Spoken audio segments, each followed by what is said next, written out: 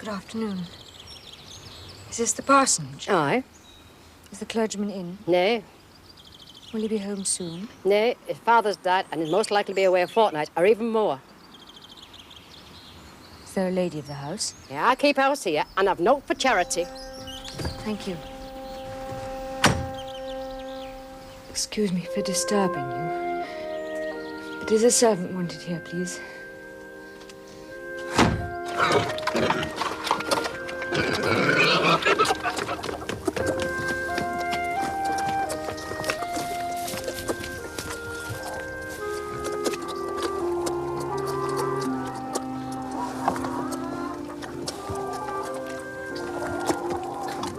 Please, give me that food.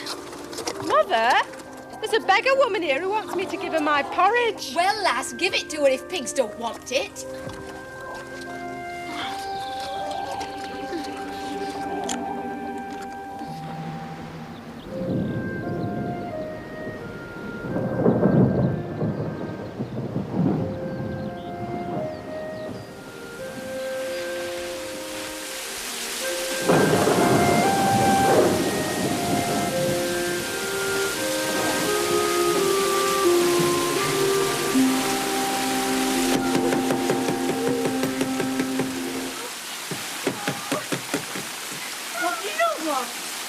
Please, can I speak to your mistresses?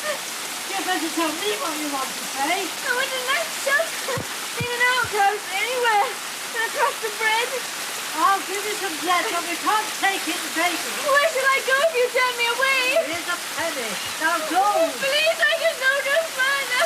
Would you close the door, please? Don't. Don't pushing. The rain's coming in. Oh. You're not what you want to be. You're about to have housebreakers when you can all I know.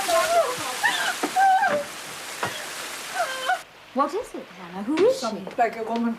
Come and die, God, the will be done. Anna! Open quickly!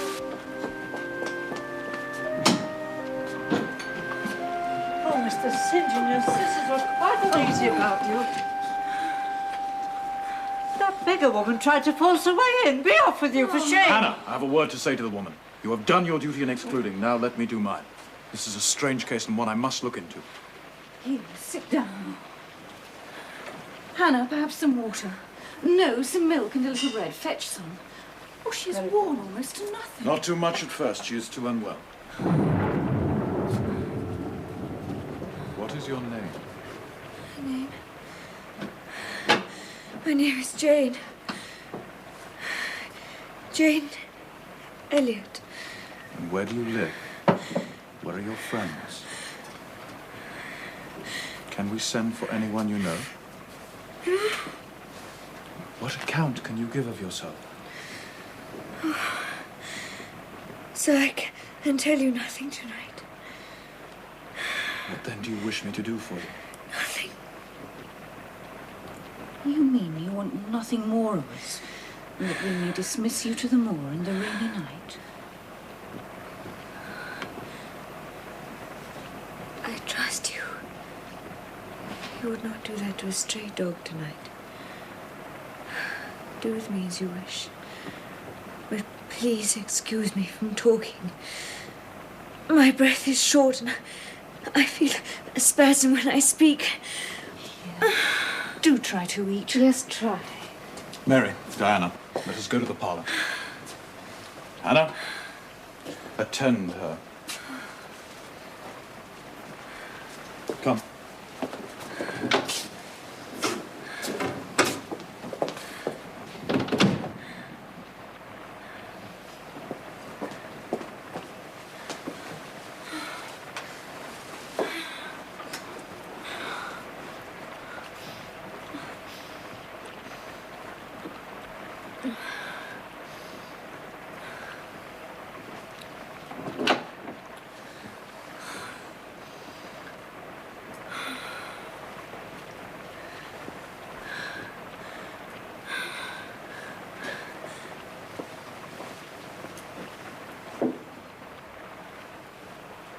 Come along.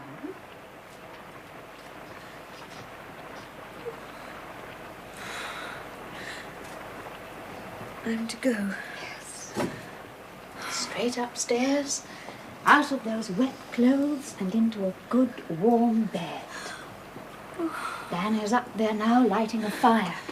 Here, let me help you.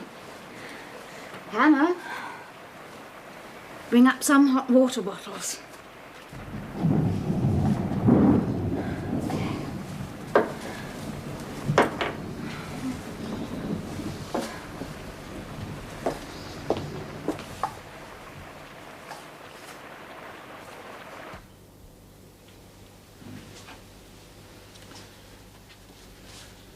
It is needless to send for a doctor. It is only the effect of excessive and prolonged fatigue. I am, however, certain there is no disease. Heaven be thanked. As soon as she can take sufficient nourishment, she will regain her strength. She has rather an unusual face, but I see no sign of vulgarity or degradation. The very opposite. To speak the truth, St. John, my heart rather warms to the poor little soul. I wish we could help her permanently. It is hardly likely. You'll find probably she is a young lady who has had a misunderstanding with her friends and injudiciously left them. We may perhaps restore her to them, if she is not obstinate. She looks sensible. It is strange. The grace and harmony of beauty are quite wanting in her features. She is not at all handsome. She is so ill, St. John. Let her sleep. Come.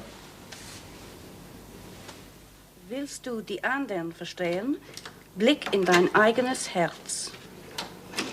It means, wouldst thou understand others? Look in thine own heart. So true. Drink your milk, miss. Still on with that German. What good does it do you? Mary and I mean to teach it. That way we can make more money than we do now. Very like. But give over. You've done enough. Yes. And I think Jane can sleep now. Good night, my dear. Good night.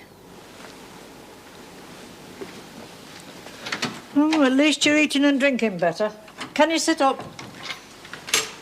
Oh, only just. How long have I been here? You've not been out of this bed for 3 days, and tonight makes 4 nights. I would get up if I had the strength. And I have nothing to wear. My clothes are ruined. One thing at a time. Lie back now and sleep like Miss Diana told you. Good night, then. Wish I could get to my bed when I fancy.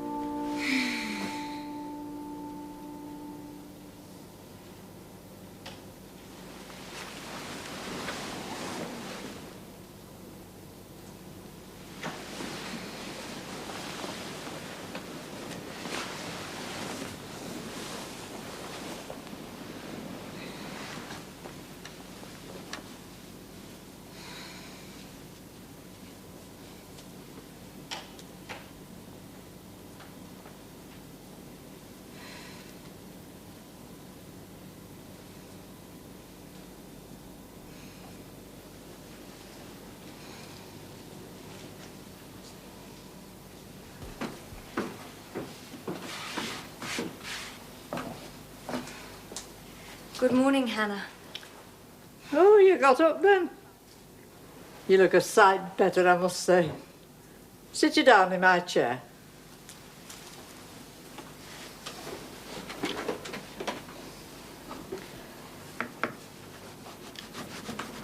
Did you ever go begging before you came here? I'm no beggar, any more than you or your young ladies. I do not understand that. You got like no house and no brass, I guess. It does not make me a beggar. Are you book learned? Yes. I was at a boarding school for 8 years. Whatever can you keep yourself for, then? I have done so, and I hope I will again in the future. What are you going to do with those apples? Make them into pies. Give them to me and I'll peel them for you. Very well.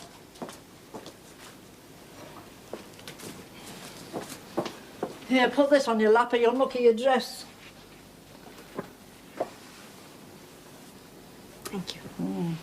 You have not been used to servant's work, I see by your hands. Never mind what I have been.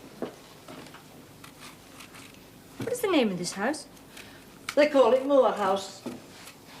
Mr. St. John lives here. Nay, he doesn't live here. And it's Mr. St. John Rivers. There's a parson at Morton a few miles off, with a home of his own. Then it is his father's residence. It was. Old Mr. Rivers died 3 weeks in of a stroke. That's why Mr. St. John and Miss Diana and Miss Mary are all here. The young ladies do not live here either. Oh, they work in London as governesses. Their mother's been dead many a year. And old Mr. Rivers, he lost a great deal of money by a man he had trusted turning bankrupt.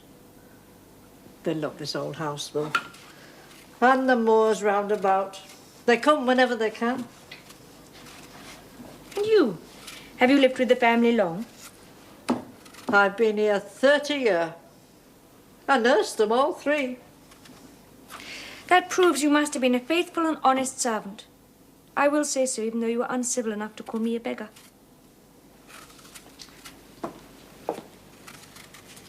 There's so many cheats about, you must forgive me.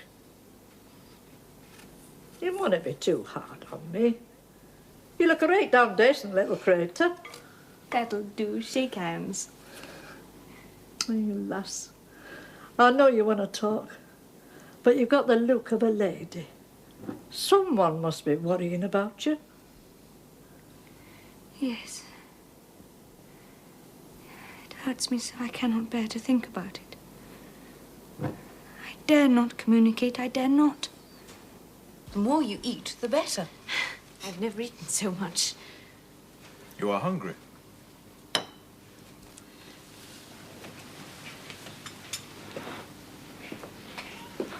trust I will not eat long at your expense, sir. No. When you have told us where your friends are, we can write to them, and you may be restored to home. I must be plain, sir. That is beyond my power. I am without home or friends. A most singular position. You wear no ring. You are a spinster. Why, St. John, she cannot be above 17 years of age. I'm near 19. No, I'm not married. You're too inquisitive, St. John. I cannot help you if I know nothing about you. I want only to be put in the way of some work I can do, to earn the bare necessaries of life. I will aid you in that to the best of my powers, but I Oh, still... don't make her talk any more, St. John. One can see that she's not yet fit for excitement. Come and sit here, Miss Elliot.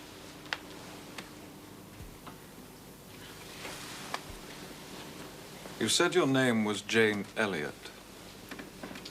Yes. It is not my real name. It is what I think it best to be called at present. Your real name you will not give. No. I fear discovery above all things. You are quite right, I'm sure. Oh, let her be at peace, St. John.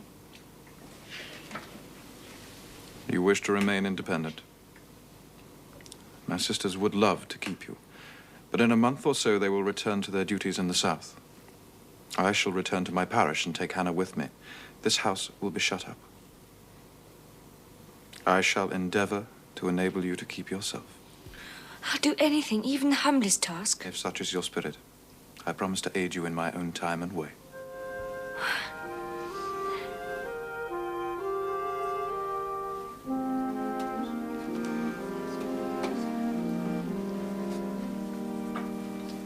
Even away from his parish, St. John will go out visiting the sick and the poor. He lives only for his vocation, Jane. Ah, here he comes at last.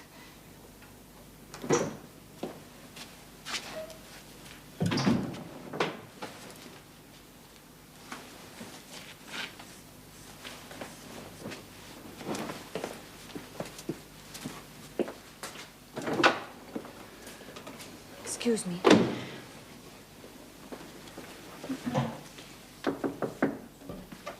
Come in.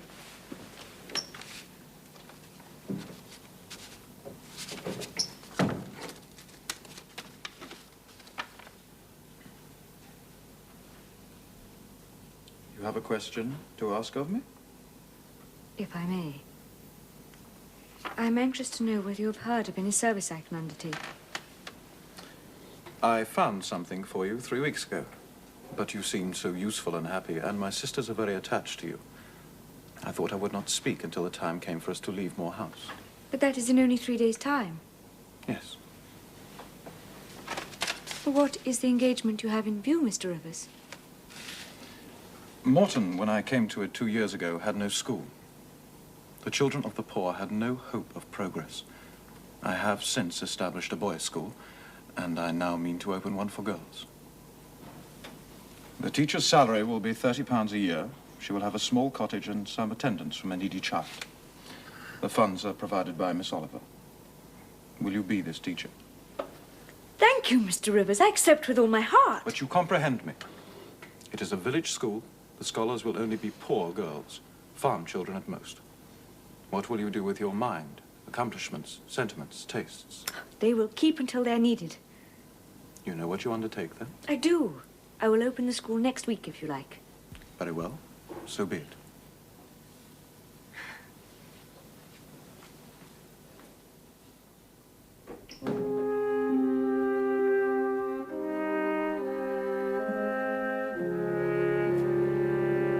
And I'm to start in 3 days' time. Oh, Jane, it is a great sacrifice you make.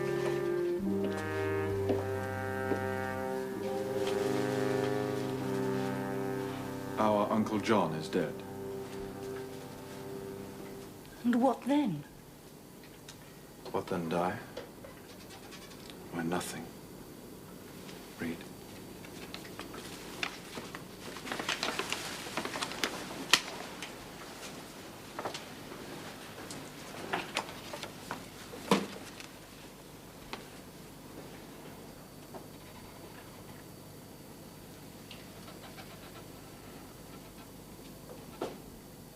Amen.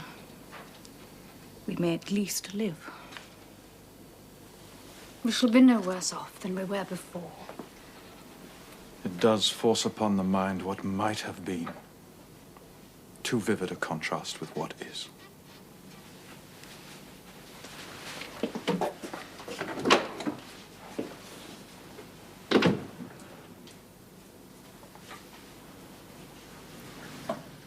Oh, Jane, you must wonder at us and our mysteries.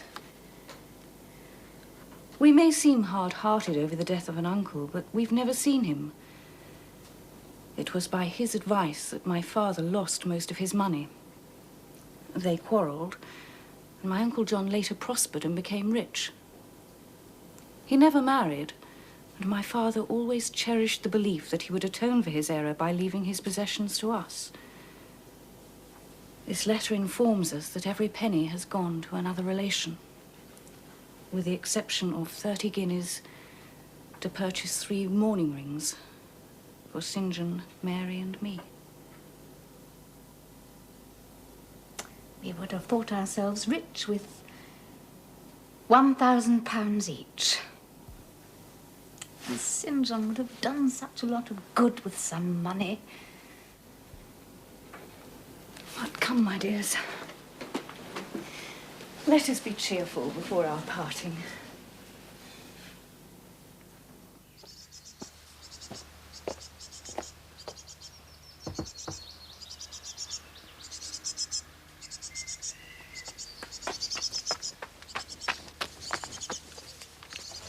Good day, Miss Elliot. Good day, Mr. Rivers. Please, won't you come in?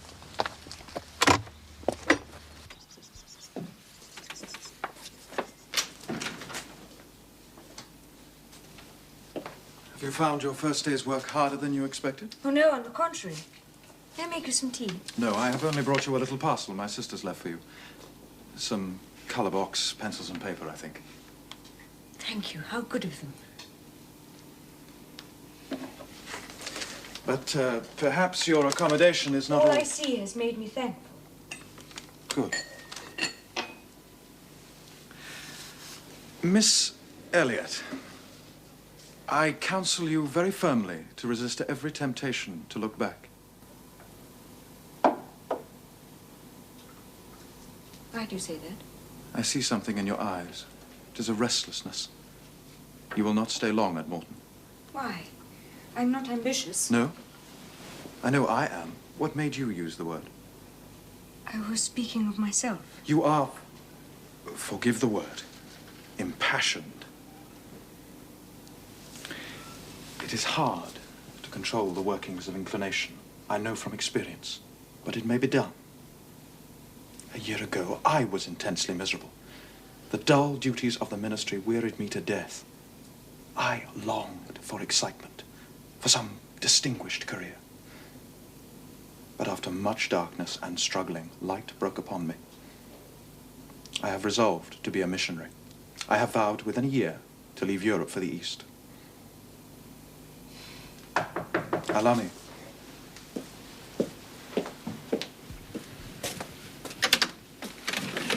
Oh, good evening, Mr. Rivers. Good evening. Papa told me that the new mistress was come, and I ran up the valley to see her. This is she. Do you think you will like Morton? Oh, I hope so. You're Miss Oliver? Indeed I am. Do you like your house? Greatly. And I thank you for all you've done to provide for me. I shall come up to help you sometimes. Mr. Rivers, I have been so gay of late. I was dancing till 2 o'clock this morning. You're quite a stranger at the Hall. Will you return with me and visit Papa? It is not a seasonable hour to intrude on Mr. Oliver. Oh, I declare it is. Why are you so very shy and somber? Oh, I'm so thoughtless. You are sad after parting with your sisters. Do come. We will be company for you. Not tonight. Well, if you're so obstinate, I must leave you.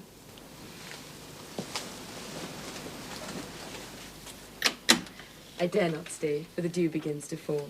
Good evening. Good evening. Good evening.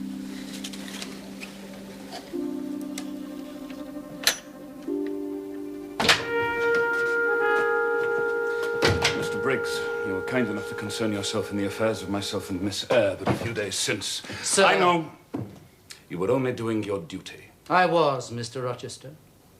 But why do you summon me back here so soon and so imperatively? Miss Eyre has disappeared. I'm hardly surprised. Hear me out, man. I need help. The kind for which a local lawyer is not fitted. I need a London man. What would you wish me to do, Mr. Rochester?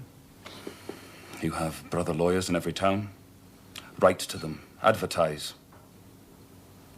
There are discreet agents to trace people, are there not? Engage them. Spare no expense. If I do find her, she may not wish her whereabouts to be revealed. I do not mean to hound her. I shall leave her in peace if I can. But I must know that she does not want. That she is well. That she is cared for. That she is safe. I cannot live fearing for her. I must know she dwells securely upon this same earth as myself. Find her, Mr. Briggs. Find her.